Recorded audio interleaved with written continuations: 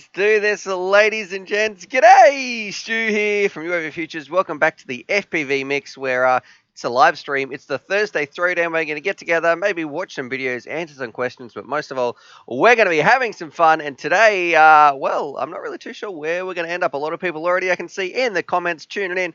We've got Dodgy Raven in there, FPV Nick. We've got Gunner tuning in as well. So having a lot of fun, but first things first, let's get the laborious parts out of the way. I need to know, how's the sound coming through, how's the stream, all that sort of stuff. So I want to get that stuff sorted before we go any further and find out what's going on. So Raven saying, oh no, my headset was the issue. Not too sure what he's talking about right there. Hopefully it's coming through.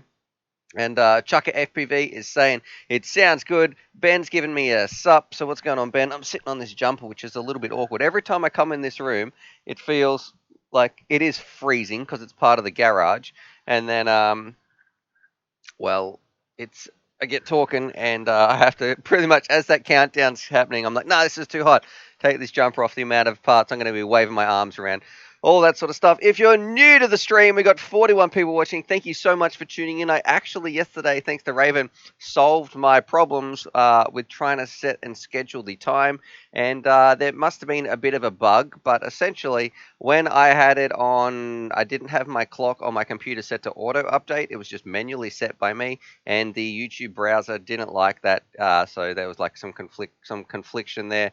So essentially, it wasn't letting me do it. Put it on auto time, and look, Bob's your uncle. I could actually set it for 10 p.m. instead of 10:47 a.m. or p.m. or some really, really weird stuff. So anyway, let me know what's going on in your world. Michael O said, saw your vid on the UZ65. I just ordered one myself. Yes, that is a fantastic little craft. And if we have a look here, let's see. What are we going to look at first today? Just forgot my own website just here.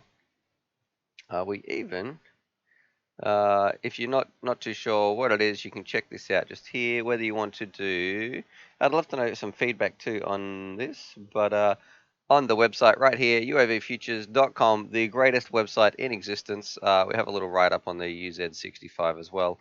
Goes through pretty much some of the brief specs, and also if you want to watch the full breakdown video, you can check that out here as well. So everybody now should go in and pretty much add this to your bookmark, because if you want to find out anything that's coming up, or also some of the reviews we've done in the past, if you just want something to read, maybe you don't have time to watch a video, or you want to watch the video later, well, here's a good little write-up. If you're interested, you can go check that out. All right, let's jump back in. I can see some people asking, did Charlie get his Tbone Steak? So this comes from, let me just got to remove some of these windows here. This comes from, we reached this donation goal, I think it was was it on the Saturday stream? I'm not sure, or was it the Sun? The days get confusing for me because today for me is Friday, but the stream is called Thursday. Anyway, we reached our goal, and a huge shout out to everybody who helped there, and also these legends up here, because these people right here really helped push that goal up to the up and well beyond what we needed to achieve to sort of redeck this studio out, do something a little bit better, work on the sound, the lighting, all that sort of stuff. But one of them was all right. We got, and also a super chat from Donnie, which we're going to address in a little bit. One of them was like, well, Stu, you got to get Charlie a Tbone Steak, and I was like, yes, that is, let's do that, because he's been getting some little snacks, I should say, whenever there's a donation of over $5. But look at these snacks. I've decided, like, this isn't too bad. This is probably for the amount of time we've been doing this, it's okay. I have been breaking them into little pieces to give it, but on that day, it was going crazy, and the super chat was going off. So I thought, okay, well, let's get something, Charlie, a little bit special. And essentially, Charlie got a Tbone Steak. So the chat wanted the Tbone Steak for Charlie, and people have been asking, did he get it? All that sort of stuff. So I have a little video here. I gave it to him this morning. And that is why, if we look at the dog bed, if we go here, look at dog cam, he's not here at the moment. He is outside. He's finishing up. I can hear him licking his bowl, so that is rattling around out there. because I didn't want to give him the steak in here because he would probably just, I don't know, lick it all over the carpet, push it around, and make a little bit of a mess. We have our Donnie. I got to say a huge shout out to Donnie as well. So thanks so much for tuning in every week, Donnie, and all the help you do on the stream as well. Because if anybody hasn't heard of Don E, just a nice, humble human being who I wish all the success in the world, and is just a kind dude. So I want to say a big shout out for Donnie for all your support through the years. Donnie's been watching this channel and being part of pretty much the UAV Futures crew for a long time. So thank you very much. Donnie, and his message is, hello Stu, hello everyone, hope Charlie is well, get fat Charlie. So I will put a little snack aside for Charlie though when he does come in, so thank you very much Donnie. Let's have a look. Oh, and Gunner's saying don't forget to hit the like button, guys, so thank you very much for the support that everybody's showing. I haven't even pushed it yet, so let's get on with that. I will push that. We're going to answer some of your questions as well. Like we've got let's see, ideas for studio upgrades. I will talk about those as well. Talking about the UZ65 in here as well. But you know what? I'm going to wait till we get to 100 likes before we get to see the video of Charlie having that steak. So you can see that. My daughter's kind of funny as well when she's like, "What is that?" And Charlie acted a little bit differently than I thought he was going to. Wasn't too sure what was going on in the poor pooch. Radio. Let's have a look. For the love of God, fix the banner. What banner? Oh, this part here is driving Russ crazy. Yes, I do want to fix that, but I'm not too sure what we should work on next. So I want to, maybe we could do a little straw poll or something like that. And for studio upgrades, what I've been thinking of, definitely, I want to get maybe a little bit better lighting in here because it is, you know, we've got one light in the roof. I would prefer some lighting that was a little bit more directional and didn't wash out, you know, my face a little bit, and also I wouldn't mind getting in a green screen. And I'm not too sure, we had this discussion, how does the audio sound? So when we were checking in here, what's the audio actually like? So is this mic okay? Would you prefer a desk mic that I could speak into? All that sort of stuff as well. So, and maybe a little bit, there is some software I could buy as well, which would just help the stream run a little bit smoother with transitions and I guess setting up. It would just be, I don't know, it would look more professional in some of those parts. But that's something I got to work on as well. But if you've got some ideas, please let me know down below. And I might have actually fixed my computer the other day as well. I don't know. There were some settings in here, and it is no longer getting to 95 degrees Celsius, which is almost boiling water, which was a little bit scary. All right. Aaron is saying, do you think the UZ65 will be as good as the Mob 6, or is the Mob 6 still undefeated? So I'm taking it, Aaron, you haven't checked out this amazing video right here, which is the best whoop challenger, the Mob versus the UZ65. But the long and short of it is, the UZ65 has more power, and it's got, I think, a better VTX in here. But I found the tune and just the smaller prop size of the Mob made it easier for me to fly around. So if you've got a really small place, the Mob 6, as far as I'm concerned, is still the king. But the UZ65 is very close and probably going to suit people with a larger house or one that want to take it out the backyard as well. So if you've got a little bit more space to fly, the UZ65. If you've got an absolutely tiny space or you want to fly maybe around the office or something, the Mob. So they're very similar as well. One advantage is also the Mob 6 has its own little VTX in there, which I think is a huge plus. So it's built in. Sorry, the UZ65 has its VTX built in, which is a huge plus. All right. FPV Nick said he didn't even notice his name on the back wall. So yes, thank you very much, FPV Nick, for all your support of this channel. And Laserbeak FPV is asking for a new budget build coming soon, and I believe that is something that some people might want to see. Let me know in the comments. Do you want to see a new UAV Futures build for 2020? It gets a lot of people flying, and that's what we're interested in.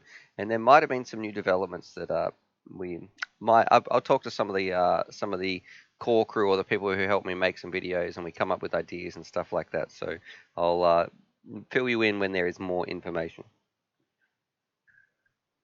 All right. Epilogi, what are the names on the back? So these legends are right here.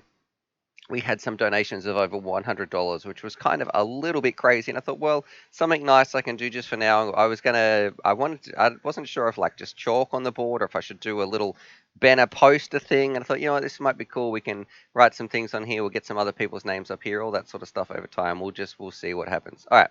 And Dodgy's saying also red makes a good green screen. But the problem is, Dodgy, this chair is red, and I don't want to. I'm a big fan of pretty much recycling things, or don't need to buy the latest and greatest. Making work with what you've got. That's what I'll give some YouTube advice to in a little bit. But yeah, working with what you've got. So I don't want to go and upgrade my chair just for a bit of a color scheme. So if I do a green screen, it's definitely going to have to be green.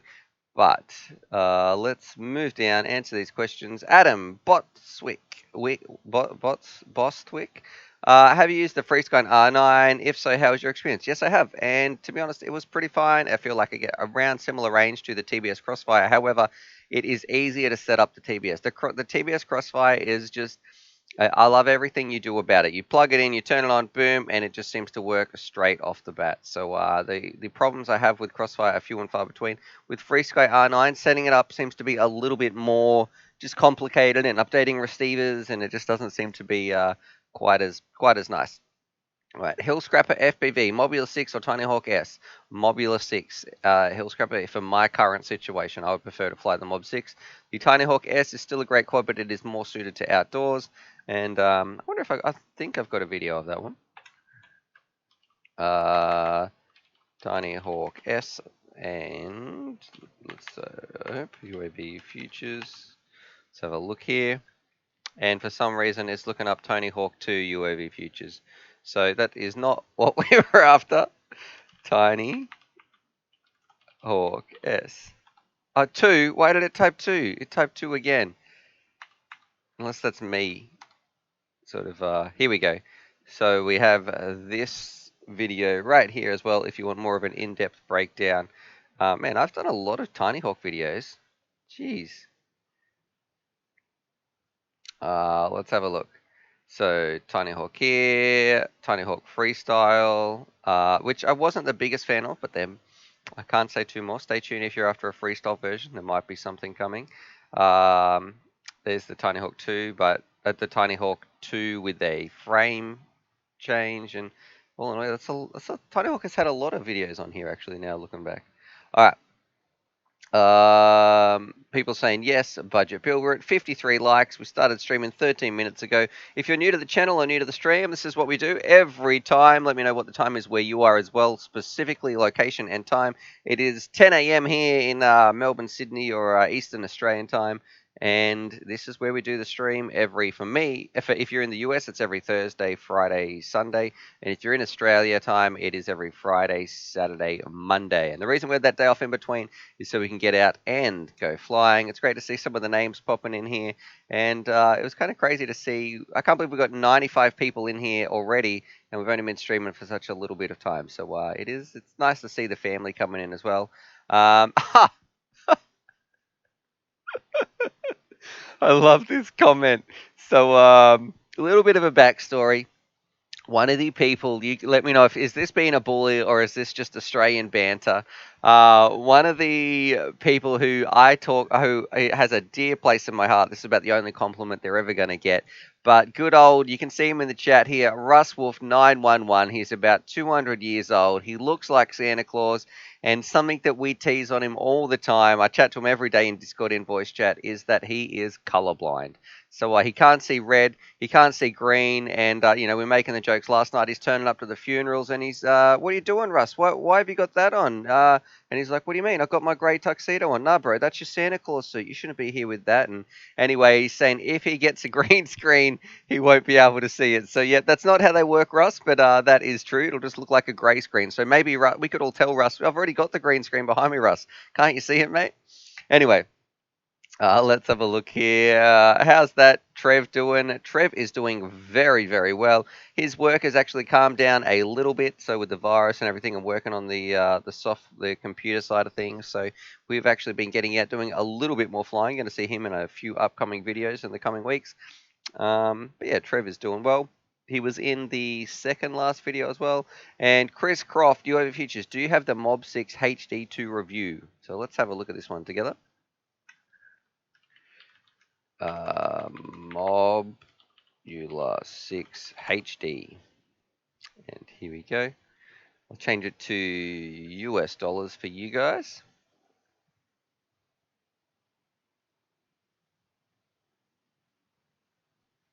And jump over to screen capture. All right, so this is the Mob 6 HD. It's still on pre-order, and it's going to be interesting to see how this goes because that is you can just see, look at the size of it. It looks significantly bigger than the Mob 6, which is up here in terms of the canopy and everything that's on it. The Mob 6 HD, you're throwing in a few extra grams. You're just going to have to wait and see how it flies, actually. If we scroll down here, what else? Where is the actual camera? Runcam Split 3 Lite. So it's going to be interesting. I can't wait. We'll see how it goes. And yeah, I am pretty excited because I don't mind some. It reminds me of the Beta FPV 65X HD. That's a lot of letters and names to remember. But it has been ordered. I don't know when it's going to turn up. Thanks very much to shipping, all that sort of stuff. All right. Today we built says he crashed through a swing set today, so well, at least you got through it. It's better than crashing, I guess, into it. Michael V is buying an ACC ST radio still worth it? Is Access actually better? Mika V, I should say, or Mika 5. I'm not sure how I pronounce it. Mr. V, I am going to say do not buy either of those radios. There is better options out there now, especially for the Radio Master for the price. We even have a Radio Master review just here on the world's greatest drone website. That's actually, I feel like, a slogan we could put here. But the world's greatest drone. There is this fantastic article right here. If you read this, this is on something that you should probably be looking at if you're going to be getting a FreeSky radio. We really can't go wrong with getting one of these. It's the Radio Master, and essentially is a good read, but also the videos here as well. You can go check this bad boy out. So this here is a much better solution, I think. I am not really a fan of FreeSky, so they don't have the communities back at all. They're out of touch with their consumer base, and just it's not the greatest. All right. Thanks for commenting on my vid, Stu. Absolutely my pleasure, Dodge. Thanks for just being a mate and chatting to me on Discord, hanging out, all that sort of stuff. And Chris Croft, the Beta FPV 65 HD is 2S and the Mob 6 is HD. Actually, that's a good distinction. That's right, the Mob 6 HD is going to be a 1S, so I wonder what the flight times are going to be like as well. So it's an interesting comparison we'll be able to make. Unfortunately, I don't have my Mob, my Beta FPV 65 HD anymore, so it's going to be a little bit tricky. I'll just have to go back and watch that video because I sent that out to, we did a bit of a Patreon giveaway, so I sent that out the other day to the winner. I can't remember whose name that was. Matteo Delegio, my Tiny Hawk 2 doesn't want to bind to my transmitter. My receiver did break in half though. Well, I do find that when things snap in half, they don't seem to work quite so well. So there we go. License to Drive is commenting on Raven and whoop-de-wop. UO Futures, is your little one liking her hobby potter? Yeah. So that little radio right here. If we look at this recent video, we can watch here together. And this is when I guess my heart melted watching this back. I am all about getting FPV in and changing people's lives, and it is such a amazing hobby. And I think each and every one of you who helps, I guess, support that mission of changing people's lives. And if we, on the most recent video, watching this back, I was like, man, my kid loves this stuff. So it's crazy how kids grow up and I guess emulate what their parents are doing. But let's go, my videos. For anybody who didn't see it, I'm just going to jump to the end as well. This is in our Mob 6 review and skip this ad. What are we finding out? We're finding out about domain.com. So there we go. And they're telling me to eat healthier with Jamie Oliver as well in some of my ads. Let's skip this and let's turn the sound on for this one. And we'll change this so you guys can see. Screen capture and look, Reebok wants me to buy some shoes. I'm getting a few fitness advertisements right here, but let's do it. As always, happy flying. So, this bit right Hang here, on. this is my What's this kid. drone She doing? absolutely loves the little Where's drones he flying going? around. And Is I he pretty much getting a fly it into a coffee? bedroom. We fly it into the Is the coffee drone getting machine, a into the coffee? pantry. So Drone. it just Hang gives it a on, bit of he's at the commentary, and she starts roof. laughing quite a lot. So I wonder if she'll Hi. be doing FPV. But this is why I couldn't do a giveaway Hi. too of this radio last time. I was like, hang on, I can't give that radio away because my daughter would be devastated. I can't believe I didn't think of it.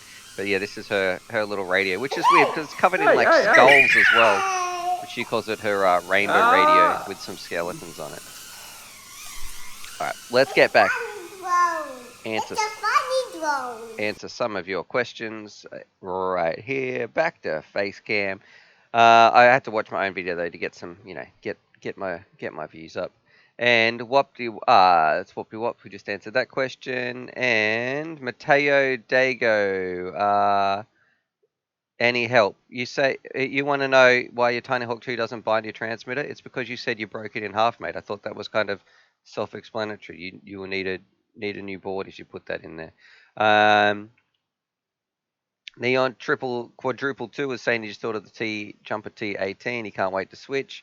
And William Croft, when am I going to get to buy my freaking Tango 2? They will never be in stock. So I do think that they're coming out soon with the new shipment. It was just they really got slammed with the Corona kind of stuff. Let's get this camera to focus right here. And Emily Halava. My Mobula 6 after 2 batteries don't fly. Find out FC under 3 volt reset to some setup, and you have to set up Betaflight. Did you hear about it? Do you know how to fix it? So this is actually, where do I hear about this? With the under 3 volts, it reflashed the CLI. I can't remember what drone that was talking about as well, but someone else did speak about that. I don't know how to fix that besides not flying your batteries down to 3 volts. I haven't had any issues with that on my Mobula 6, and I run that into the ground all the time. But I think there was another drone as well. We were just talking about yesterday about that. If you were one of the people in chat who was can remember what drone was getting reflashed on a low voltage, please let me know. Jake Massey says, I've been flying FPV for 1 week now and I'm absolutely loving it. All I can think about is getting back outside and flying. Well, welcome, Jake, to the future. And now you love FPV. You will notice it is going to be a lot more windy and a lot more rainy. So that's one thing I found out once I got into FPV. The weather never seemed to go right on the weekend. Also, if you're new to the stream and you're just tuning in, we're trying to hit those likes over 100 so we can see a little video of Charlie, and also tag me with at UAV Futures. So it's one of the easy ways for me to see if you're asking me a question, all that sort of stuff. It just highlights it in a little orange tag and makes it so much easier for me to see. SST FPV says the worst part is not having spares parts and breaking something. You have to wait for shipping to fly again. Absolutely. And I'm going to say a warning to anybody. This is what it was like for me. Oh, I'm going to build this drone. Let me have a look here. I should get an ESC. An ESC's, bro. I should get a spare camera. I might get a spare frame in case I break one of the arms. I want to be flying all the time. You know what?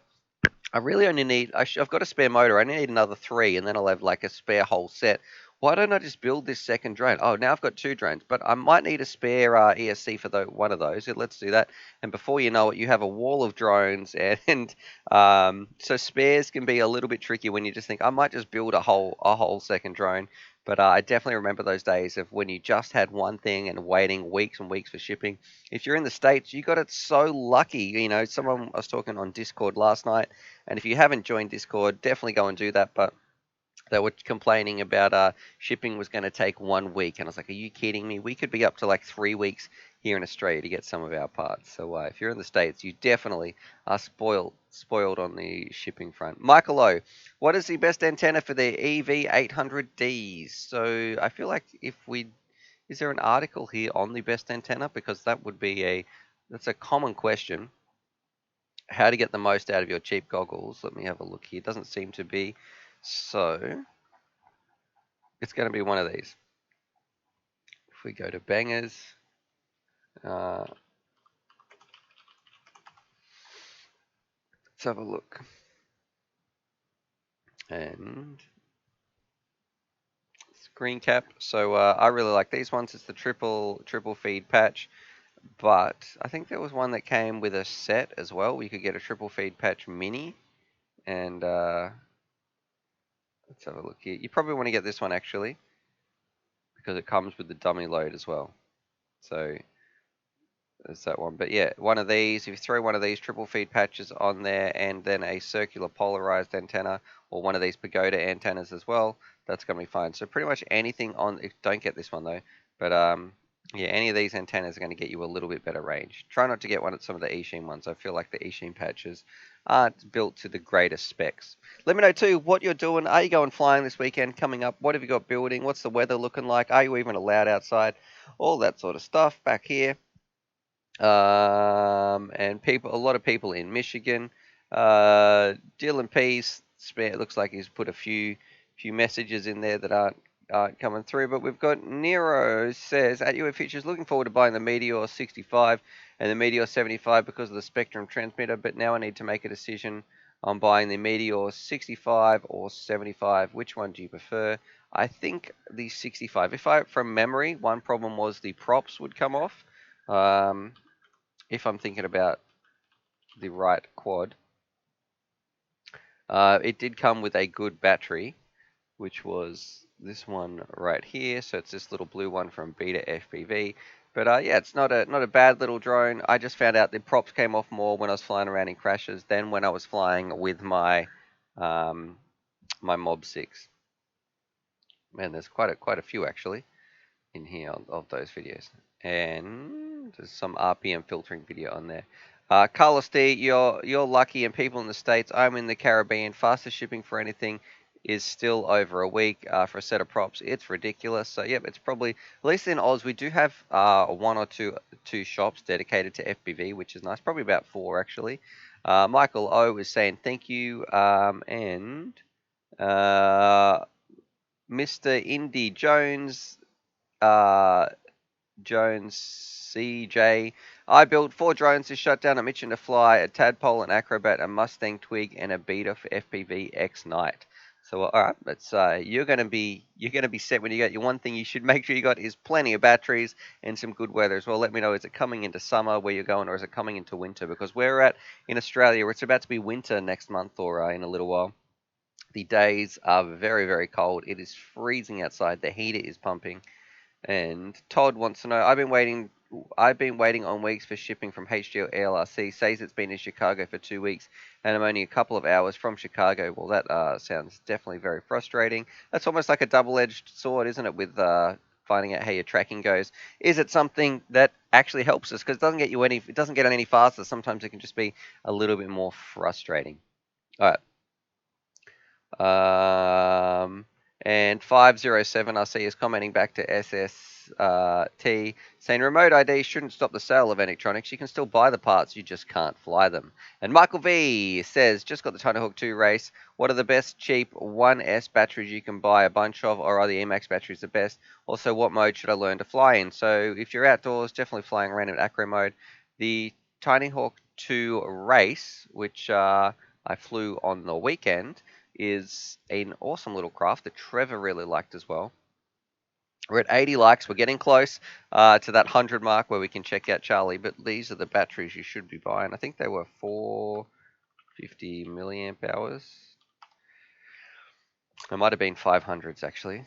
But you can get, if you have a look on Bangers, you can get a set like this coming in at about $18. It's a lot cheaper than some of the Emax ones.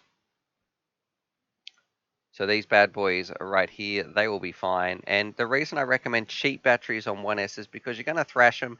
You're going to charge them up and then, smash them right down, throw them back on the charger the same day. You're going to cycle them so quickly. The life expectancy of these batteries, regardless of which one you're going to get, is not worth it to spend the extra. You don't need to look after these batteries. They are so cheap.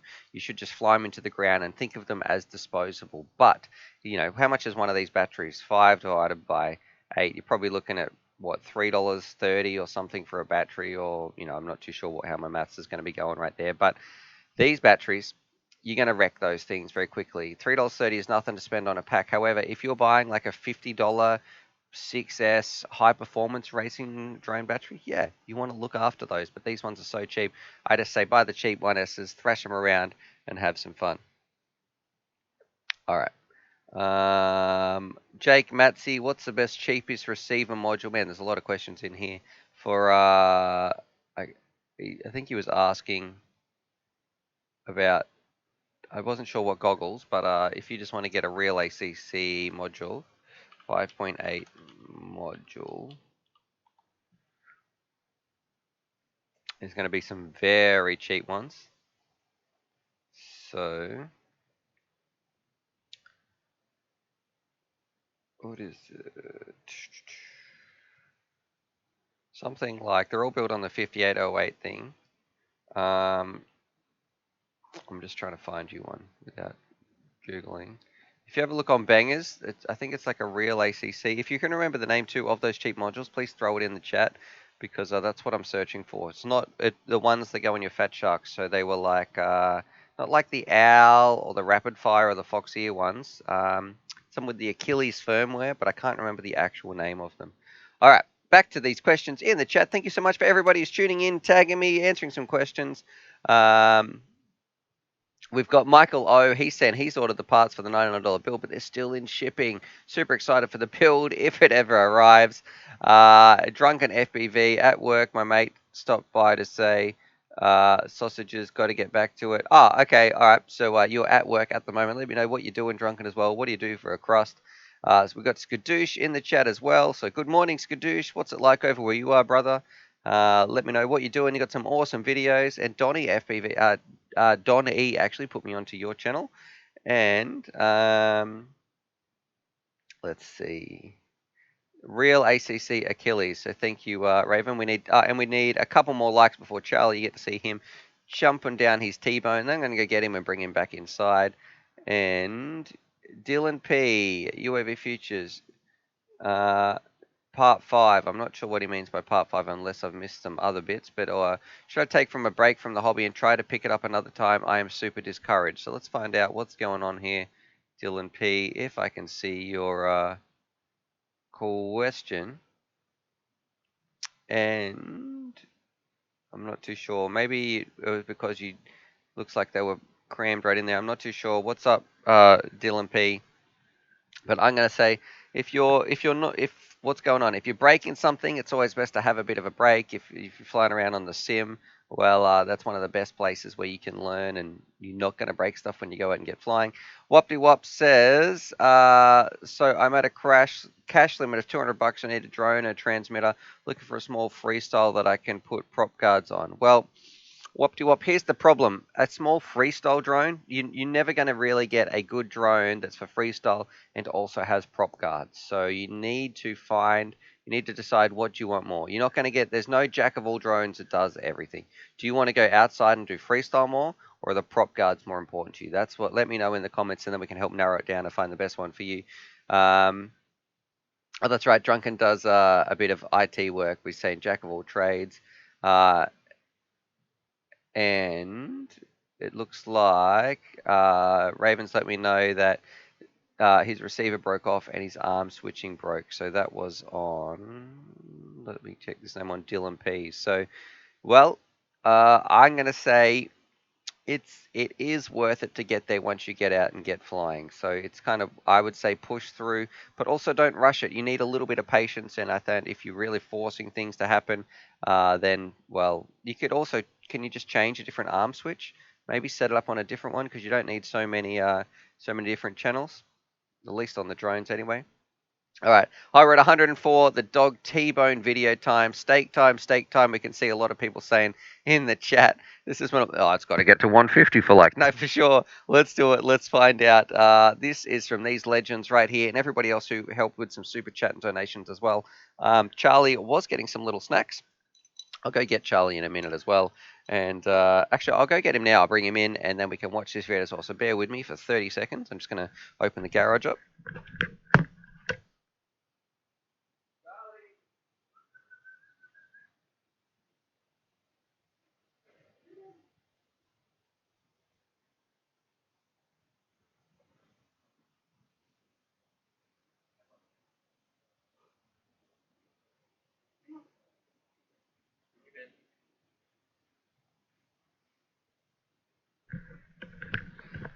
All right. But first things first, I haven't forgotten Donnie. Thank you very much for your super chat. We have little pooch just here. This is from Donnie. I've got to fix this camera angle up too. It's just hard where it's mounted at the wall at the moment. I see your comment there, random family man. All right, so yeah, I agree. All right, here you go. So that's from Donnie, Charlie. He spoils you. He wants you to get big and fat. And this was kind of interesting. Actually, we're going to watch this video right here. I'll put that just there. And let me find this steak video because I don't think the dog knew what to do actually. Like normally the Labrador would wolf something down, but here's him outdoors. Let me get this up and I'll go to screen capture. So here's Charlie's T-bone steak right here. It felt a little bit weird giving your dog a T-bone steak, and I thought Charlie would wolf it down in a second, but check this out. Alrighty, Charlie. Here you go, buddy. Sit. All right. Okay. He's going in there. Steak time. Absolute spoiled dog. And I don't know if it was because I was standing right there with the camera or he thought he wasn't meant to be eating this, like it was off the barbecue or something. He's like, hang on, is this for me? And it wasn't actually till I walked away that he decided that he wanted to eat it. So he licked it for a little bit, and it wasn't until I went back inside that he decided he was going to munch it down. And then when I went out to film him again, he kind of stopped and just looked at me. I don't know if he was expecting to get in trouble or get roused on or something. So I have another video here as well. It's all gone. That steak actually took about 5 minutes once I actually went away. But then if we open up this video, here he is again. And I was like, oh, great, I can actually film him here. Just here. No, and we didn't cook the steak because you're not meant to give dogs cooked steak. So here we go. Here is him again. And he was chowing it down. I thought, oh, I'll go film him. And he stopped when I went over and watched him as well. So, and then my daughter was like, what's he eating? What's Charlie eating? Do you know what that is? I don't know. That's a steak. Yeah, steak. He loves steak. Yeah. So he's munched it. He's eaten all the bones. Everything has disappeared now, though. So there you go. Thank you for everybody who donated on that crazy live stream, and everybody who's donated, I guess, the whole time throughout supporting the stream. That was Charlie's special snack. Instead of giving him diabetes and a bazillion other little doggo treats for that crazy one, we had a bit of a T-bone special. So there you go. A random family man says, my German Shepherd would have inhaled that steak in 3 seconds. This is what I thought my dog was going to do. So I'm pretty sure that he thought he was going to get in trouble for getting something like that. All right, let's go on. He DS7 DRVR saying he was thinking it must be too good to be true. Yeah, I agree. That's what I think. We got Jonty Lee's tuning in. Hey, Jonty, what's going on, brother? Dodgy saying, or he buried it for later. No, I definitely saw it munching. There was nothing left about 5 minutes later. He was crunching it down. He'd taken it to his little mat and was chewing it. He was loving it. Are there stars in the window to prevent bird strikes? That's from Kevin Hilburn. So watching that, no, I think all glass doors in Australia, it's just part of like mandatory, I don't know, like housing regulations. You've got to have those on there to stop people walking into them. All right. And Carlos D, I've been so busy with college and bummed out I lose motivation to fly. How do you get out to fly on days like that, or do you force or wait till you feel like it? You know what, Carlos? I feel like don't ever force yourself to do something as a hobby that you don't want to do. I find a lot of the time it's just being part of this community. So jumping on Discord, talking to people about FPV, flying the sims, having fun, just working on a new little project. You shouldn't be forcing yourself to go out and do this. So it should be something that you want to do as a relief. And I do feel like sometimes it's like, oof, it's a bit of work to pack the car or charge the batteries, but you never regret going out for a fly. It's like a bit of mindfulness as well, I find. It's kind of just helps you de-stress, chill out, and just generally have a good time. So I'm going to say you shouldn't be forcing yourself at all. Don't do that because that's a good way to make you not enjoy this. Whoop Wop is saying, I would rather have a freestyle drone that I can put a GoPro on but isn't giant. Well, Whoop there is no... So you want in your ultimate dream world, you want a freestyle drone you can put a GoPro on and has prop guards. Let me tell you, it doesn't exist. If you want to put a GoPro on, you're going to buy a 5-inch. If you want a little something that you have a prop guard on, you're going to be getting like a tiny whoop or a mobula or something indoors. And if you want something small that you can do freestyle with, it's going to have to probably be a 3-inch. So to get the best of it. So which one of those do you prefer? You got to choose one of them, and then we can help narrow it down for you. What Jonty Lee's? What do you plan to do with the studio? So I'm thinking some lighting, a green screen, some software as well that we can get to transition and make this stuff look a little bit more professional and just smoother for you guys. Re7 TV, when will you do another budget build in 2020? Yes, stay tuned because there might be something cool coming up in the future. And Family Man, I'm here, dude, trying to work on listen difficult. I'm a Sparky. What colored wire go to again? Is it red or black? So this was another joke. I'm not too sure what you're trying to say there, Family Man. This was another joke we had at Russ. And we're saying that Russ has been teasing me so much, he's going to send me an explosive in the post. And I open it up to, do I cut the red wire or the green wire? But because it's colorblind, it's just all gray wires in there. So there we go. FPV Nick, thanks very much. He's saying his credit card reversal went through, Stu, so the donation bar should go back down. Thank you very much, my friend. Very much appreciated.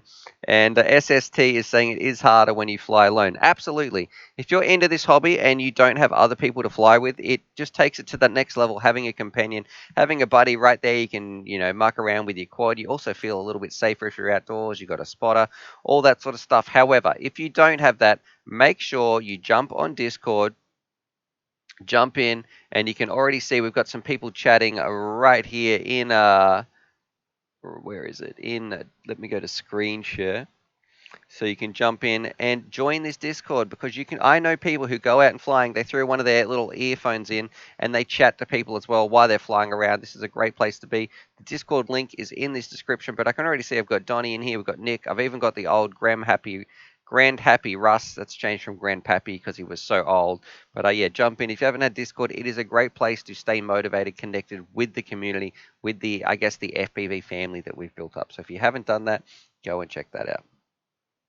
All right. Let's see. We've got 125 people watching. 42 minutes ago, we started streaming. We've got 110 likes, which is ridiculous.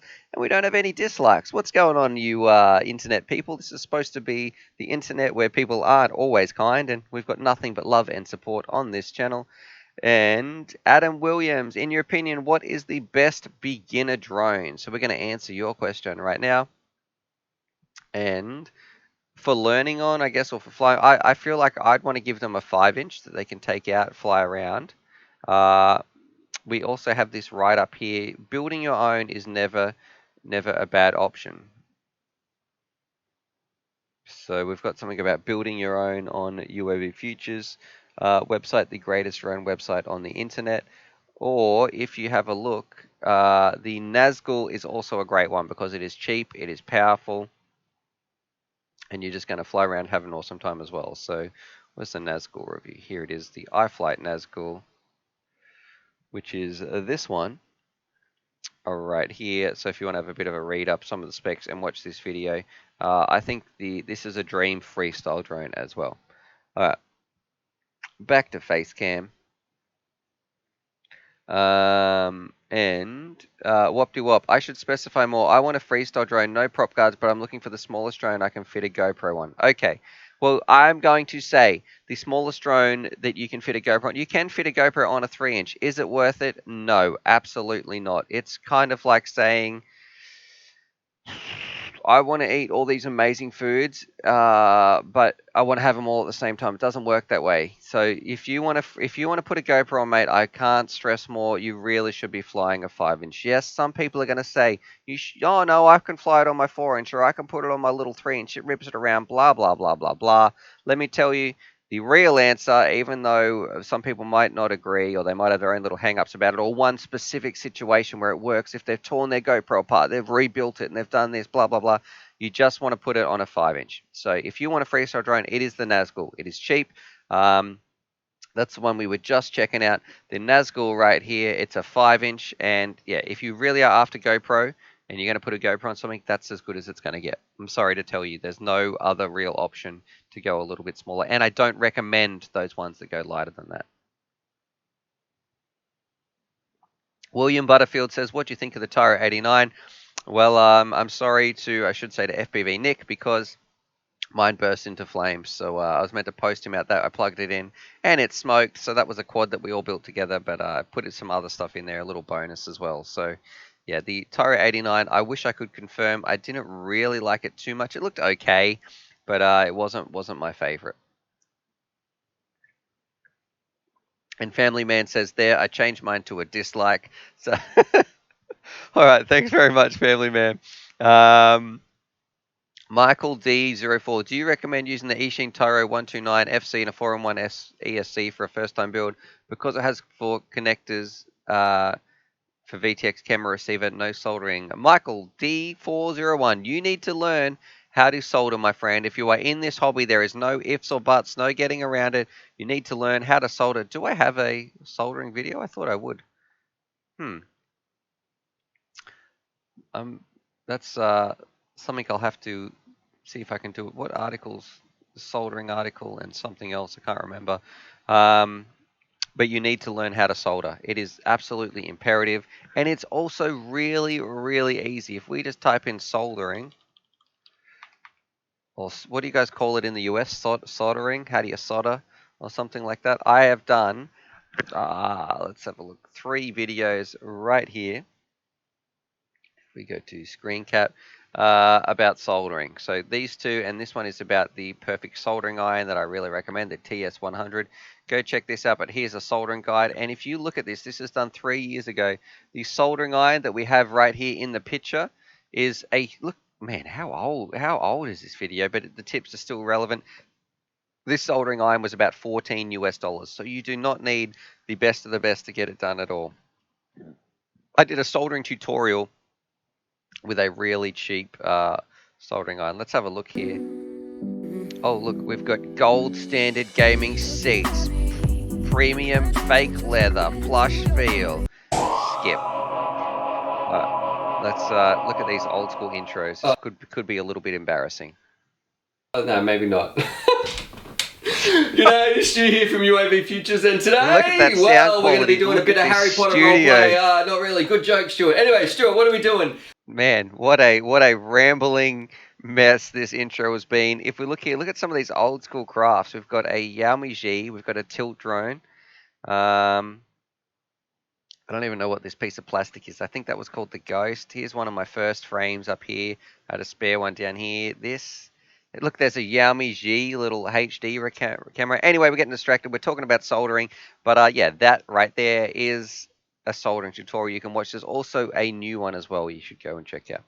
Anyway, let's move on. And that was how young I was before kids. No grey hair, nothing like that. Also, nice and probably a lot more active and healthy.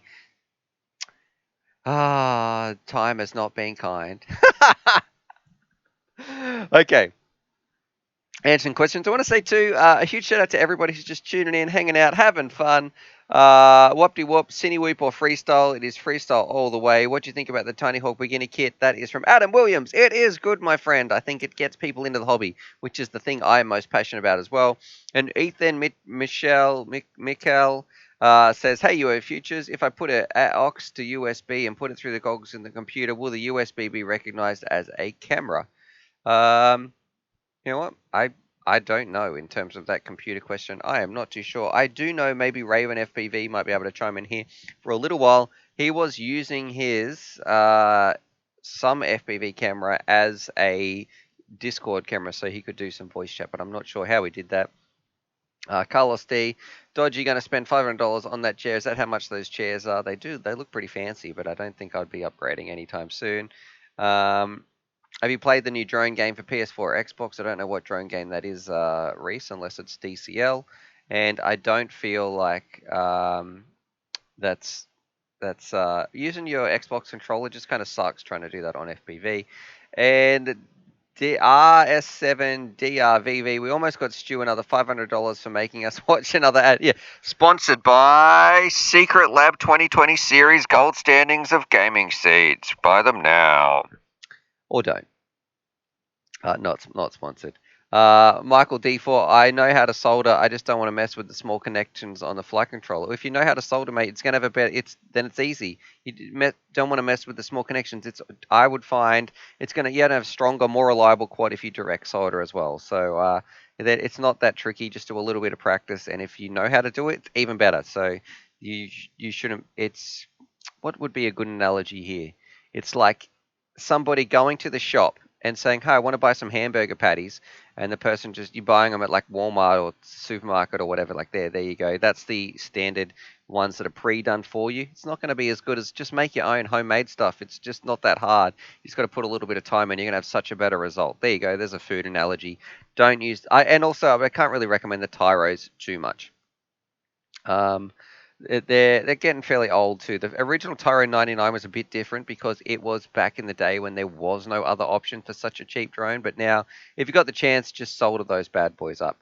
And Raven is saying the way he got his camera connected to his thing to his computer by using his drone was he used the ROTG01 thing and OBS. So he was actually streaming his drone, picking up that with a receiver channel, streaming that in, piping that into his computer, and using that through OBS. So a bit of a workaround there. All right.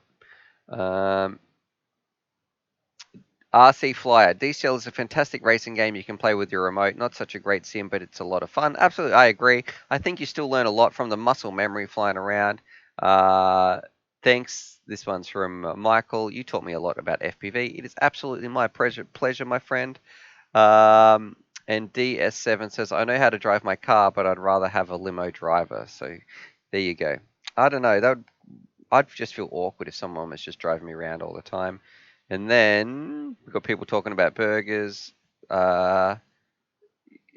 Wayne is saying I've still got young eyes, so give that a bit. 2 children and the lack of sleep, especially when you've got like a 9-week-old and a 3-year-old, definitely comes into play. And there's also practice kits to learn to solder on as well. Yeah, there is actually. I can see one right here. Right here, a little practice solder video from Grace and Hobby. I think that's a hobby shop in the States. They do some cool videos. I watched them a few times. There's some practice boards out as well. All right, what are you doing? He's just totally zonked, having a snooze.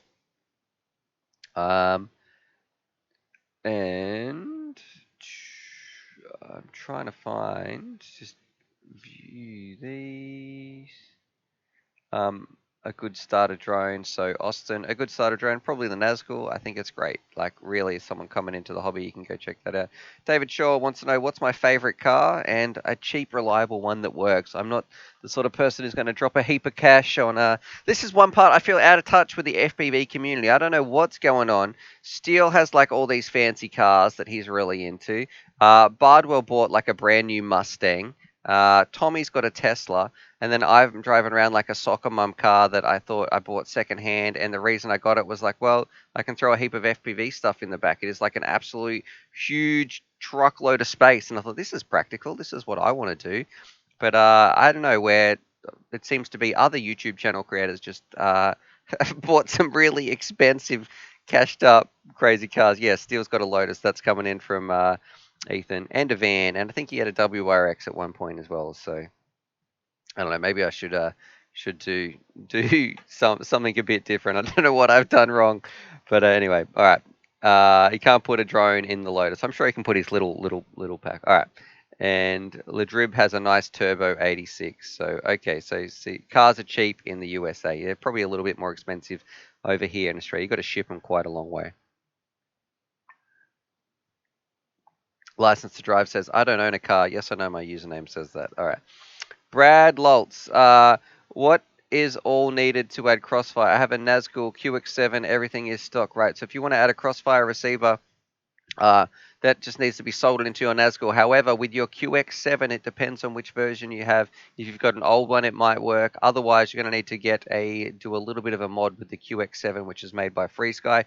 And to get one of their modules that go in the back from TBS, you need to get a TBS Crossfire module that goes in the back. And this is why I do not like FreeSky, because on their QX7, they'd made it so it was difficult for you to be able to upgrade for Crossfire. They physically went in and changed the hardware on there so Crossfire would not work with their current the current Crossfire setup. So yeah, FreeSky, it's not looking after you, my friend. It is why, and also why I don't recommend them, because they are anti-consumer. They don't want to give you the options to do what you want with the radio you paid for. So to add Crossfire to your QX7, you're going to need to do a little bit of a mod in there. You're going to need to Google it, open it up, and do a little bit of soldering as well.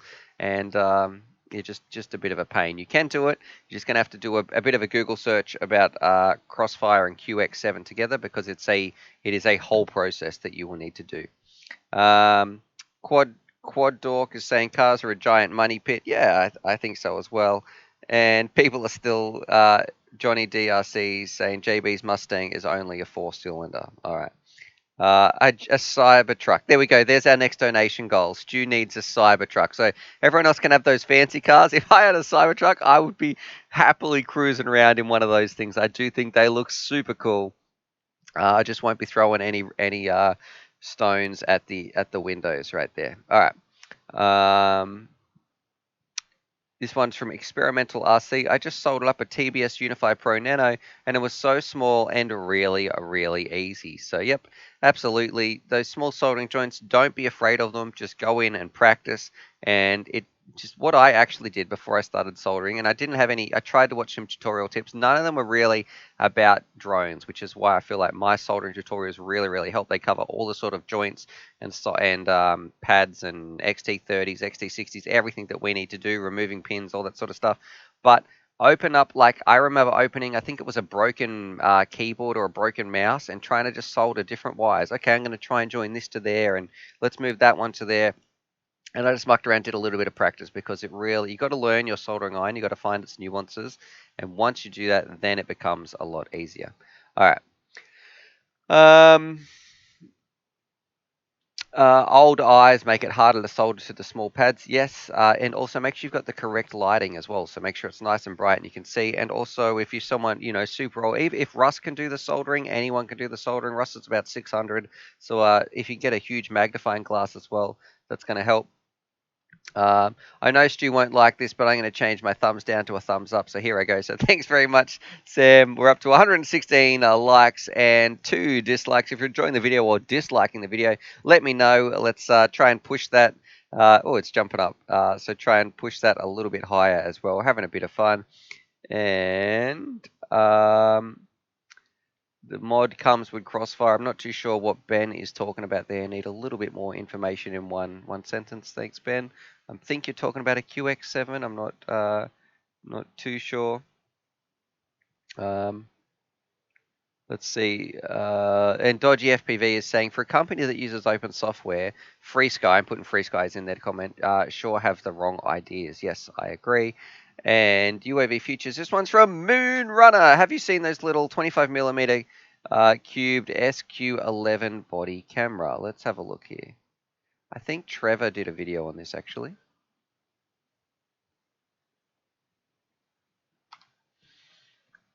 And this is pretty old actually. Have a look. This is 2017 mini spy camera. Okay. So I don't know what the price. They're still expensive. Oh no, $25 from this one. $20 on Bangers. Is it any good?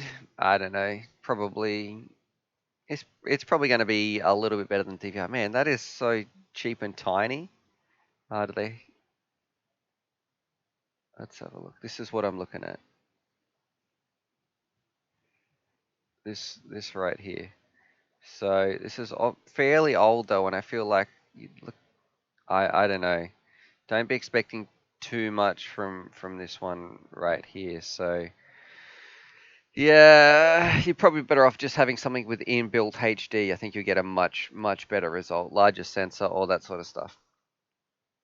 All right, family man. Now you've had some coffee, which is good. I'm still drinking my coffee as well, and I should actually drink some more water because I've pretty much woke up, jumped in the shower, had a stream, went to bed a little bit late. I was talking to the boys on Discord. Even the crew on Discord was like, "Stuart, go to sleep. You've got your stream."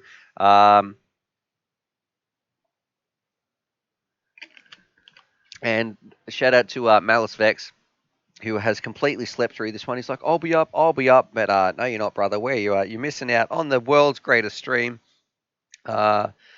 The Holden Maloo is almost as disappointing as the Star Trek Picard. Okay, a lot of people drive those around. I don't even know if they still make those actually. All right, let's get back into some drone questions. Raven is saying I use one for my webcam, Stu, and SQ11. How does it actually go? The camera. All right, and that camera gives you an OSD. Yes, the mod for the QX7 comes with a module, or at least it did when I bought it, so it ended up with a spare. Uh, I wouldn't, and license to drive. I wouldn't like to live in an area where the Cybertruck is popular. It has zero crumple zone. Pedestrian cyclists and motorcyclists wouldn't stand a chance in a crash with the Cybertruck. Yep. Yeah, I don't know. Oh, let me know when we reach our goal of we just have to extend this $500 goal to probably about $100,000 to get one in Australia. So we know.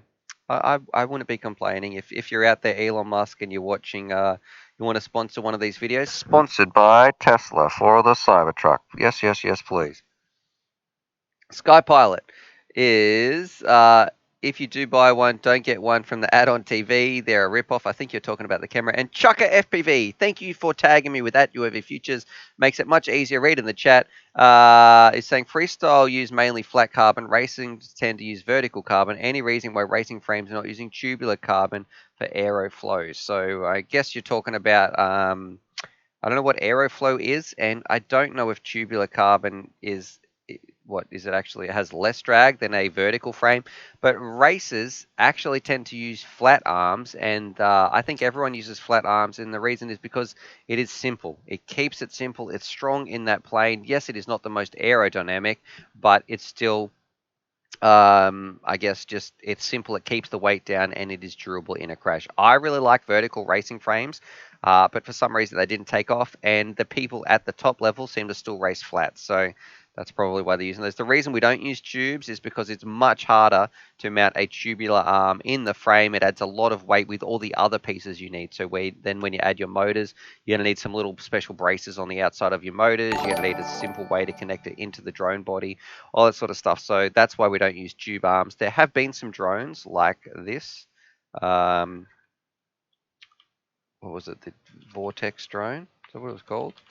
Man, I wanted one of these when I first started. Vortex 250. I don't think they even make these anymore. Let's have a look. Screen capture. The Vortex 285. So there we go. Look at this. Look at this bad boy. But it did use tubular arms, and you had to see all these little braces and adapters and stuff. It was pretty cool for its time, but yeah, just not ideal. Here's a good picture of it. All this extra part you have to on. That's why it's not popular, because all this extra weight just doesn't really work. These arms actually even folded in, so in a crash they would fold back. So try to save the arm, but the problem is then it was annoying. You couldn't flip over and fly back or anything like that. And a small story, shout out to a guy called Nick actually, who was the first pilot I ever met who was flying. He bought one of these, and then it was probably about 600 Australian dollars. I've even done a review on the Mini here, but it was about 600 Australian dollars, and then he told his wife he won it. So she was like, "Where'd that come from?" He said, "I won it in a competition."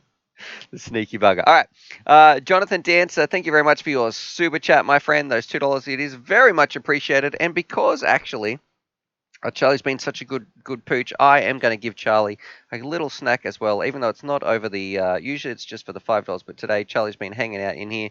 So Charlie, come here. Here you go, buddy. Come here. Come on. All right. So thank you very much, Jonathan, and there you go, Charlie. Hey. You want to know what is your opinion on the Popo motors? So we're going to Google that for everybody to see, and I think that's the push on, push off props. And let's have a look here. Quick swap. So I haven't actually, in terms of flying them, I've got some opinions on them. In terms of flying them, I can't tell you what the performance is like or anything like that on this specific motor. Now, you can see it's got these little ball bearings up there for everybody else playing at home, but you press your prop on there. You need to get some special props you press on. The ball bearings compress, and then you can slide your prop on, and then it's very easy just to move your prop on and off. So what do I think about them? I feel like it is actually a little bit like when we're talking about those drones with the foldable arms or tubular arms. Yeah, it's a cool idea, But in reality and the simplicity, I would probably just prefer to use a standard thread and bolt. So like some of these motors you can see up here, they've actually just put the lock nut, you bolt it down. This, it's just not really where it's at. I don't change my props that often that I need to worry about this sort of solution. If I have a really bad crash, I'll probably just bend those props back, and only when it's at its worst and it's not really flying at all will I change them. So I don't know. I feel like they're probably going to be breaking as well, and you know you got to get special props, all that sort of stuff. It's not something that I want to jump in, and there's no need to it. It's kind of like adding a bit of unnecessary complexity. That was a big sentence, and I can't believe it came out so succinctly. But yeah, just adding some unnecessary complexity to the situation when something like this is fine. And that's got to cost extra money too, you know, like building these things in here. They've got to I guess something has to give, and it's not really what I'd recommend people to get. If you got them and it works for you, that is great. And if you've been using those Popo motors, please let me know. But yeah, just not for me. All right. We've got cheaper and great first unit. Ask Stu, he uses one all the time. I'm not too sure what Sky Pilot is referring to there. And what is your cheapest FPV drones? So that's from Adam Williams. And I almost don't want to answer that question because cheapest FPV drone worth flying is totally different to cheapest FPV drone. So the cheapest ones, you could probably, cheapest one worth flying. Gee, that's a good question. The cheapest FPV drone worth flying. There's a video for a title, but it is going probably to be like some sort of Eachine Whoop. I bet you we can find a cheap one of those.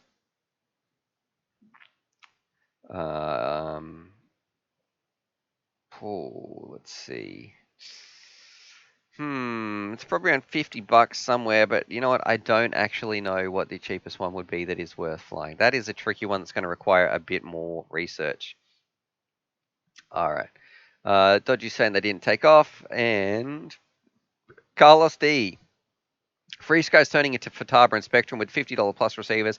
I'll buy some older FreeSky models before they damage their reputation, or get a Tango 2. Save your money, just get a Tango 2. It is where it's at. Unfortunately, we should do like a... you know what? Would you guys be interested in, we could almost make a special list of like UAV Futures people will put a little list in, email Trappy and be like, how can we get these people a Tango 2 straight from them or something? See if we can make a form. Wupty Wup is saying, I'm looking at a budget build on your website. Is there a guide on how to build that? There is. If you go to what I would recommend, Wupty Wup, on my channel, there has been a couple of recent builds. Go and watch both the $99 builds and also the 2019 race build. Those will show you how to build a quad and everything you need to go through and do that. So even though the components are a little bit different, that will show you exactly the ESCs you can still mix and match and all that sort of stuff. So building a quad is the process is similar. It's just the parts change. It is almost like building a computer. You know, it doesn't matter what graphics card you put in there, what processor you're going to use. You pretty much plug and play. It's very much similar to drones. It's an okay analogy. 4 out of 10. And they still sell them everywhere because they're made so many. I'm not sure what Raven's talking about though. Oh, is he talking about a what? I'm not too sure what Raven's relating that comment to. And this one's from Nation Shears at USV Futures. Your suggestion for a good starting lipo balancing charger. So probably something from ISDT, is it? I always get those wrong. I think it might be like the Q6 or something. So here you go. This little charger here, fairly reliable. And you can throw one of these balance boards on there if you want as well. But yeah, something like this. Just make sure you will also need to get a little power supply as well to power this. But yeah, that's a good little charger. People have had a lot of success with those. Scroll down. Thank you for everybody who's tuning in. We've got 125 people watching We've started. We're at 126 likes as well, so that's a bit of a record. Let's see if we can push the likes even higher than people watching. So if you are tuning in right now, chilling at home and thinking, "Gee, how can I help this stream out? I'm enjoying this." You might be kicking back, listening to some UAV Futures ramblings in the background. Whatever you're doing, maybe you're watching it, making breakfast, having dinner, wherever you are. Maybe you're in the bathroom, but just hit that little thumbs up button. I can see it kind of starting to climb as well. Look at it go. Well, 131. We're at the auction. We're at 129, moving up to 131. Oh, can we get 132? 133. We're at 133, and we're climbing. We're climbing. Here we go. Those people thinking, you know what? I will do that. We got Remathorn 937. Hey Stu, hope you're well, bud. I'm going to say Remathorn. Thank you for tuning in, my friend. And I've seen you in quite a few streams. We're at 137 likes, and it is starting to. We're at 138. So it seems like some people, you know what? Let's do it. Let's push it a little bit higher. And have a look on here. Chucker FPV giveaways today. Yes, we are. We're doing some giveaways. I will go find a prize. Actually, that is something that I have not organised. And Carlos D. By the way, the Dell props are in pre-order, and they're almost $10 a pack for 4. You think you might make a review on them and debunk them? So, which Dell props are you talking about there, Carlos D? Can you just give me a little bit more information? We'll Google it and we'll have a look there. And Michael O says, how do you know what amp ESC to pair with a certain KV motor and what cell battery? So first things first, you want to look at your cell battery. You're probably going to be using, Michael, if we're going to talk 5 inches here, you're going to want to make sure if it's a 4-inch or a 4S or a 6S, and then a KV. Just make sure the higher ESC the better. On a 5-inch quad, a 40 amp ESC is going to be more than enough with even a burst rating of 50 amps. It doesn't matter what you put on there. And let's say you want to put a 2207 motor on a 6S, it's going to be about around 2000 or lower kV. But I also even have this video here. Motors, UAV Futures motors, which will give you a much better explanation on how to choose the right motor for your mini quad or racing drone. And if we go here to screen cap, you can see right here, this video, I'll actually be able to copy this link. This is for you, and it should really help go through some of these. So that link will be in the chat. This one right here, it goes through KV, sizing, battery voltage, all that sort of stuff. So you can go and check that out. We have a super chat from ET saying, thanks for the content. It is absolutely my pleasure, ET, FPV, extraterrestrial. We've got a little snack. So big thank you from me. And also we'll say a big thank you from Charlie.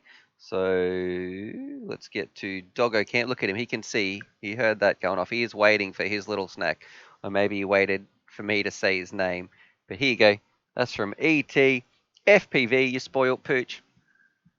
So, yeah, he's getting his little dog treat. So thank you very much. And, yeah, I'm glad you're enjoying the content because that's what it's all about.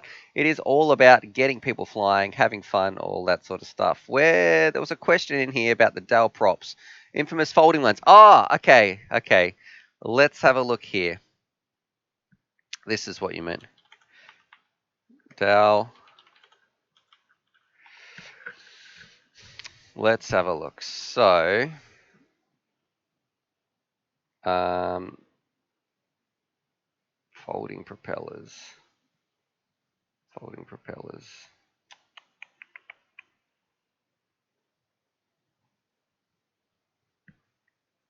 Is that one? Is that just per prop? No. Let's have a look. So if I go to screen cap, this is what we're talking about. See these? This is dumb.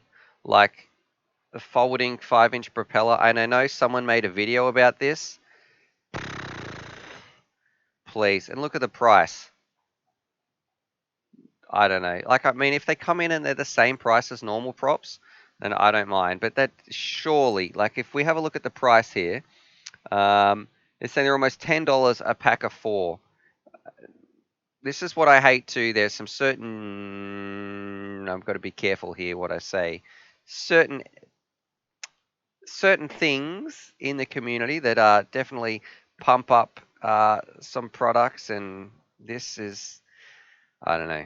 just going to be ripping people off. Is it that much better? Like, what do you need this for? Okay, maybe if you're traveling and then you're going to some races and you got to put them in your bag and blah, blah, blah. But I don't know.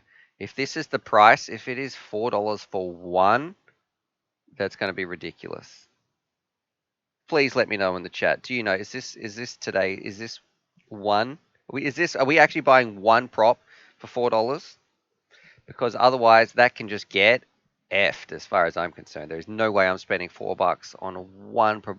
That's ridiculous. Absolutely ridiculous. Anyway, they're at the Foxy store. Yeah, I'm looking at the Foxy store.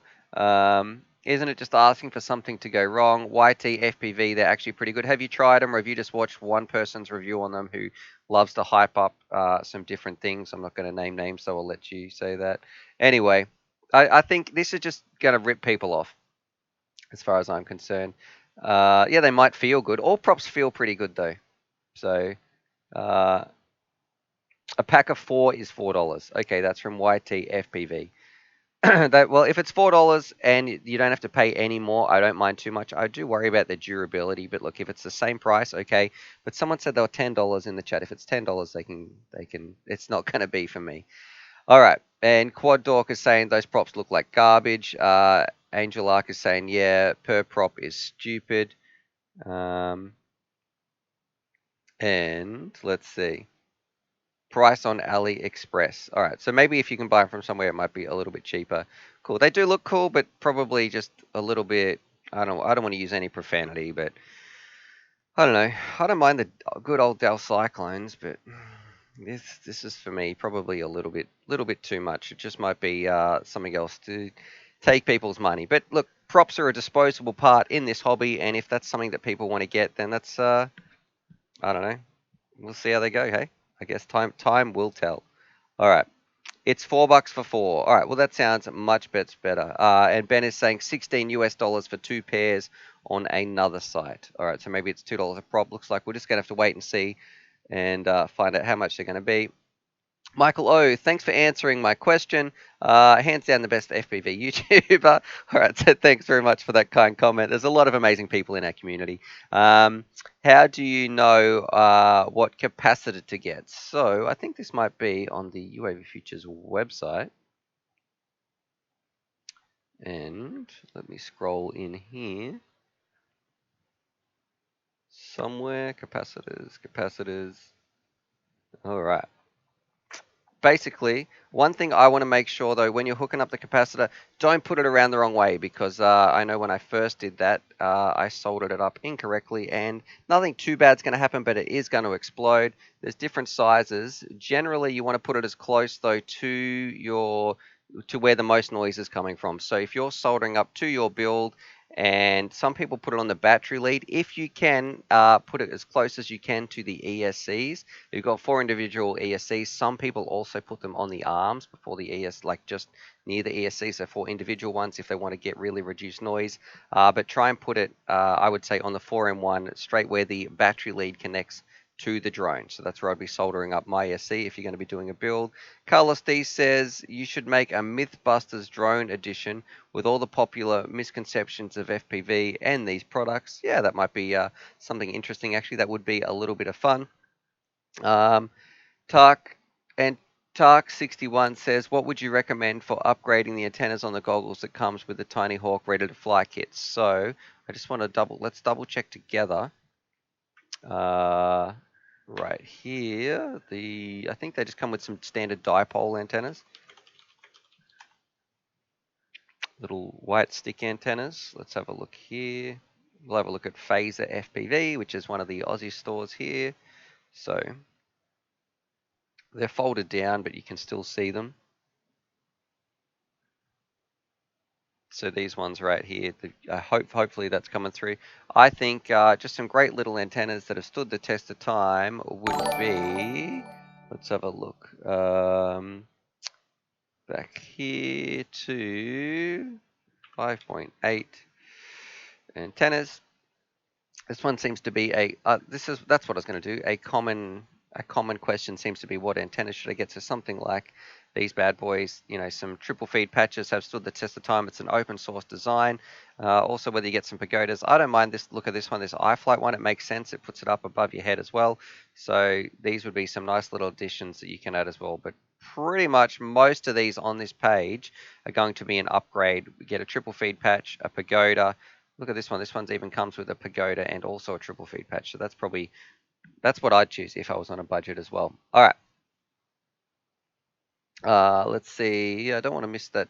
We had a super chat coming in from Kevin Hilburn. He's saying, "Thanks for keeping us all sane during quarantine. Why is the animation a zombie?" And you know what? That's because for anybody who does a super chat, so I don't know. I don't know how to change that. So that's something I might be looking at too in our studio upgrade. Is working with the software a little bit more, not just using some standard defaults, but actually, I guess, paying for some software that can run the stream a little bit more smooth and changing some things around, some different themes. So that is something that I want to work on as well. So I don't know, I'll have to maybe do a straw poll somewhere, or we can do something where we basically how are we going to proceed in upgrading this sort of stuff. All right. And let's see, scrolling down. In the UK, it's £3 for 50 for 2 hubs and 12 blades. So I guess one advantage here, you could be replacing your blades. I don't know if that's something that I really want to do all the time anyway, though. And if you want to test those props, give them to Malice. Yes. Has the giveaway been, Jonty? No, it hasn't. Not yet. And let's see.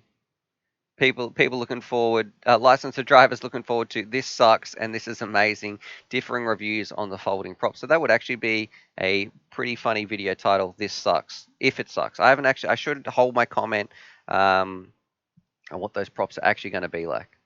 So I just feel like in my experience looking at them, this is what I feel. I just adding things that are far too complex.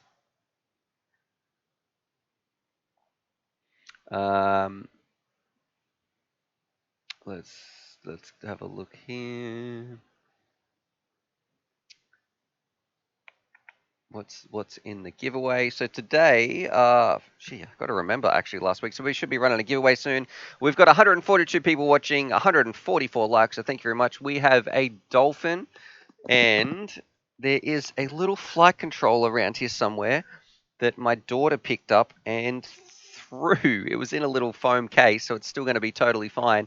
But oh, here it is.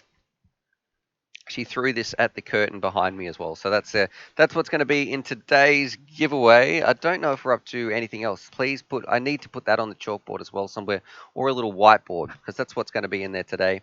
And I can see one NZD. Yeah, I hear what you're saying. I'm just a bit skeptical of that.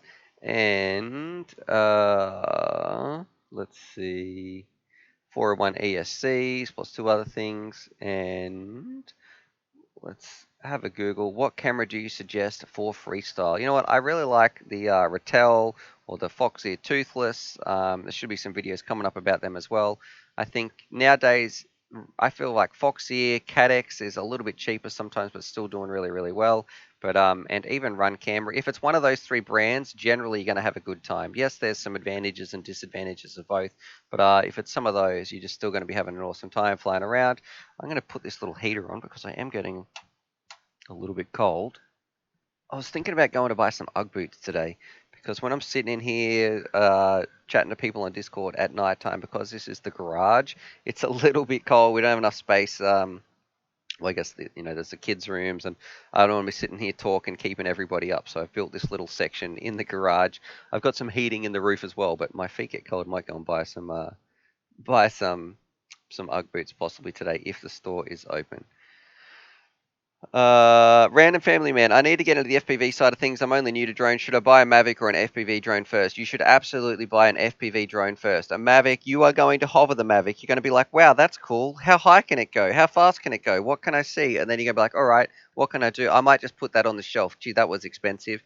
If you get an FPV drone first, you're going to be out every weekend. You're going to be flying, going to be having fun. They're way more robust. You're going to become a better pilot, and you're just going to be able to get a better FPV experience, a better drone experience with an FPV drone. And then if you ever get a Mavic after that, you'll be able to be so much more confident flying those things around, because Mavics fly themselves. FPV drones are basically just is where it's at. So you're going to learn so much more. Just get the FPV drone.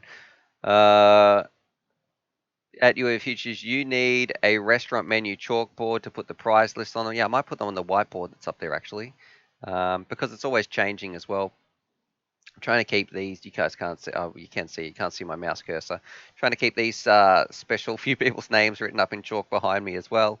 And let's see. Uh, it's 100 degrees down here in Florida. I don't know what that is in Celsius. And let's have a look. I love my Mac. Archangel saying I love my Mavic. I can make a cuppa and read a book while I fly it. What's the point of flying it then if it's doing that? FPV for life, yo. That's from Quad Dork, and I think we're going to run a giveaway in a minute. So hit that like button. Let's find out what's going on. Lewis is tuning in at the right time. G'day, Stu. It's Lou from UAV Futures, and today, uh, DVM, DJI Mavic is a tripod in the sky, and FPV is you are the sky. I guess the difference for me is you just feel free. You feel like you actually are in the drone. You are flying around. You are a bird when you're doing an FPV. Otherwise, you're just an observer on the ground watching something. So that's probably a big difference. It is so much more fun to fly FPV as far as I'm concerned. Um, and random family man, I better start researching now what I'll need. I have $500 cash plus I have an 8 acre property to fly around in. So pretty sure everybody in here, family man, just rolled their eyes and just said, "You jerk!" What they would give for $500 and 8 acres of property to fly in. Mainly the space to fly in is an absolute premium. I get so jealous of Bardwell's property too. I don't know why he doesn't have more gates or anything set up just to be able to open your doors and go flying. I think that's good on him. That's probably living the dream there when you can just open your doors, fly around, and do some FPV from your house. That would be outstanding. All right. Bradley Lotz is saying just with a super chat coming in here, and you'll see the little zombie pop up on the screen as well. I don't know why it's a zombie. I will see if you can change that. But he's saying thanks for everything that you do, and because I want to say big thank you from me. Thank you for that support. It really does help support the channel, especially in some of these trickier times when it has been difficult to get outside and get flying. Thank you for sharing this message of FPV with other people as well. So supporting this channel gets other people out there flying, changes their life in such a positive way, and also thanks from Charlie Pooch. You can see he is definitely there's the zombie on the screen. You can see he is waiting, so he is just staring at me, waiting for some of this.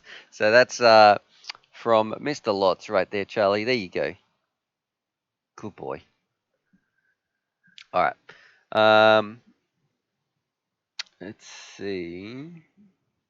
Russell, the real estate guy, says, hi Stu. I pre-ordered the Mob 6 HD, and any chance I'll be reviewing it? Yes, it's in the post. I'll let you know when it does turn up. Who knows with shipping nowadays, though. I'm not. I guess there's no point stressing about things you can't control, and we'll just find out what it actually goes like when it gets here. Benjamin is saying, I live across from massive flying fields with trees. It's privately owned by a local utility company, so technically I'm not allowed to fly over it, but I still do. And we've got people talking about getting in the NAD school on a starter budget, all that sort of stuff. Okay, let's do it. I think it might be time for a giveaway. Today, because I didn't organize the extra prize, I will promise I'll throw something special in tomorrow. At the moment, we have one of these bad boys. I'll put another SIM key. There you go. So I've got a SIM key, a GEP RC Dolphin, which is also on TBS, and a little Pico BLX 10 amp ESC for a micro build as well. So you can go check those out. The only thing is, I quickly need to open up. This Dolphin is still sealed in the box. I need to open this up and check that the camera's working, because I have two of them. On the one that I was out and flying, we're getting some really, really strange noise. Not noise lines. It's almost very hard to describe. You'll see that in the video coming up as well. So I want to double check that doesn't happen with this one, so I can actually decide, was it a one-off, or if it happens on both of them, then there's definitely a problem. And Kevin Hilburn, can you please email me that at uavfutures@gmail.com? I just want to find, that's about changing the zombie. Unless you just Google that, but yeah, well, that would be handy if I could have that in the chat. All right, there is an entry form up above. Go and put your name in there and email if you haven't done that already. If you've already done it, you don't need to go and do it. We're about to draw that. Hit the thumbs up button. We've got 170 people watching. We're going to find out who's going to win today's prize. I'm still enjoying my morning coffee, which is absolutely ice cold right now. All right. And let's see. Adam Williams is saying, give Charlie a treat. Well, he's had some snacks. He's had some from, we've got Mr. Lolz, we've got Kevin, and also E.T. We haven't got one from Jonathan, so he's had a few. And, oh, sorry, it was Brady Lots, not Bradley. Gee, what's going on, Stu? All right. And remember to email me if you win today's prize. So I'm going to go in. We're going to do this online. We'll pick a random winner, which is, how do I get to this form?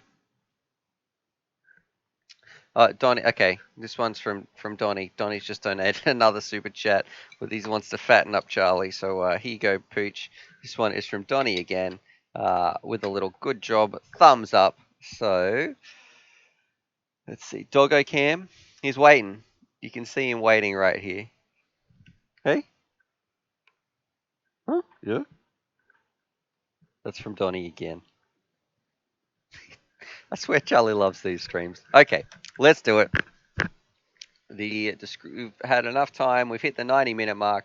Let's find out what's going on and live stream entries. So, scrolling in, the form is populating. Then we'll scroll down, find out how many entries we've got, pick a random number generator. And Red is watching as well. So, they give your dog a treat as well, Donnie. So make sure you give Red a little snack. Let's scroll down here. We have, where are we up to? 1,648. So let's see. Marson, you were the last person in here. I'll give it a few more seconds to find out if anybody else is still entering their form. Chucker FPV is saying, keep up the great work. So thank you very much for your super donation, Chucker FPV. It's crazy too. Most of the messages today, they haven't been people asking for advice or needing help. They're just people wanting to be supportive and saying good job. So thank you very much to everybody in the stream, and those people have thrown some donations my way as well, because it does make a difference. And Nicholas Bonin, you were the last one in here. So there we go. We've got 149 entries. I'm going to push that in here.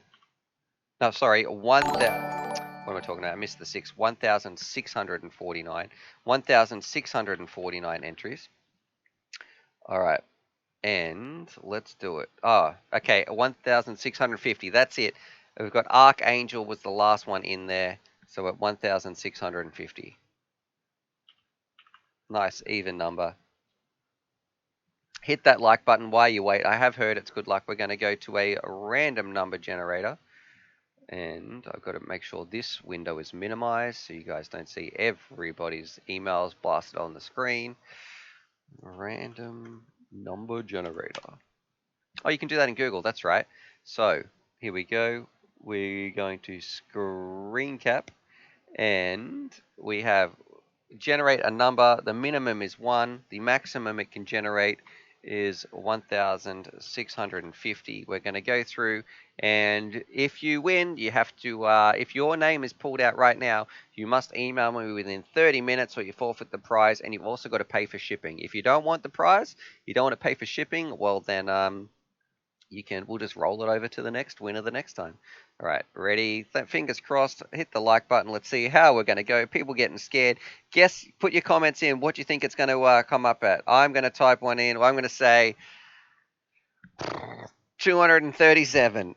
So let's find out. That's my guess. Let's find out. Let's do this. You don't know your number, Evan, but I will go through and I will snippet the winner's number, so you will see. All right, so we've got a few guesses in here. Okay, here we go. Fingers crossed. Let's generate a number between 1 and 1,650. Whoa, here we go. 1226. So let me type that in. And we're going to go and find this right now. So I'm going to go back to Facecam. And I'm going to open up the form with everybody's email address in here. 1226. Let's have a look. Okay. And start this little snipping tool. I just freaked out. I thought I was putting everybody's email on the screen. 1226 1 1 226 1 2 2. Let's I've gone past it. 1 2 2 6. Okay, here we go. Let's snip this.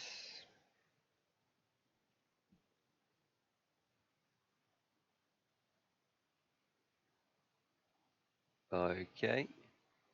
If this is you, oh, hang on, I better do a new snip because that didn't have the 1 in front of it. Okay. If this is you right here and your email starts with this, please send me an email to uavfutures@gmail.com. It is in the description up above. You can go check that out. You simply send it to me. It's got to be within 30 minutes.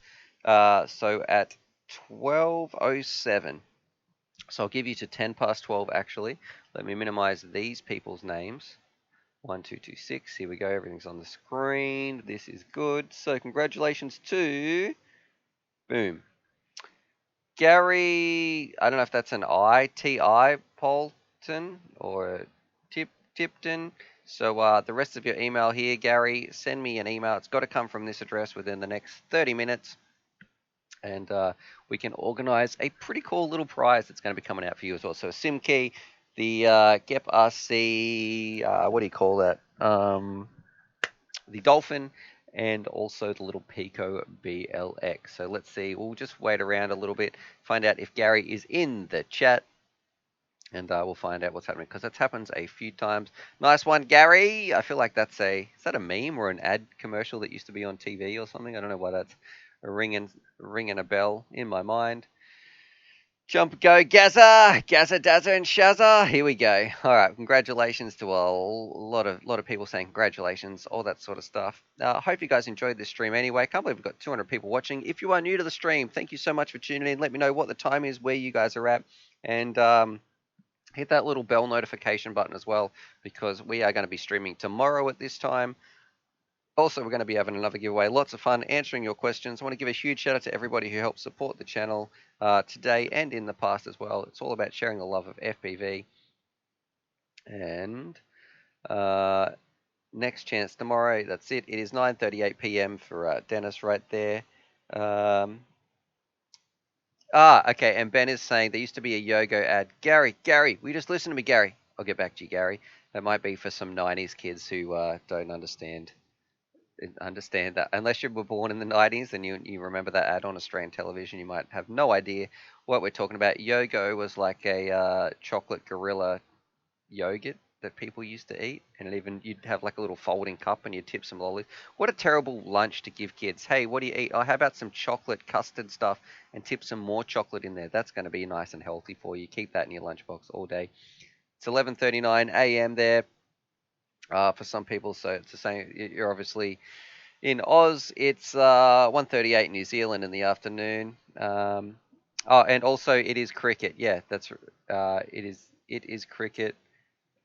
Nathan Lyon. All right, so Gaza. Yeah, that's where I thought as well. I was getting some other bells ringing in there. Okay. All right. So anyway, hope you guys enjoyed that. Ben's saying they still sell Yogo in Woolworths. Did Charlie get his steak? That's from Epilogie. We did. So somewhere in this stream, Charlie had a bit of a munch. He ate it all down. You can even see. You can go back in the stream and find that somewhere. I don't know the exact timestamp. And on that, subscribe for more FPV related content. I will see you guys tomorrow. And yeah, just thanks for being in here, having fun, answering your questions, all that sort of stuff. So anyway, I'm going to end the stream here, and I will catch you guys in Discord. If you haven't joined Discord, go and do that. The link is in the comments above as well. It is one of the best places, I think, online that you can be part of the FPV community. There's always people in here chatting, talking about FPV, all that sort of stuff. So jump in here, have some fun, and yeah, just generally just chill out. If your spouse or other half is sick of you talking FPV, that's a great place to do it. So anyway, on that, subscribe for more FPV related content, and I will catch you guys in 3, 2, 1. Boop. That's it. That's a little hand. Even got some emails saying, "Hey Stu, I tried your little boot, but it didn't jump out of the stream instantly like you, Joe." Anyway,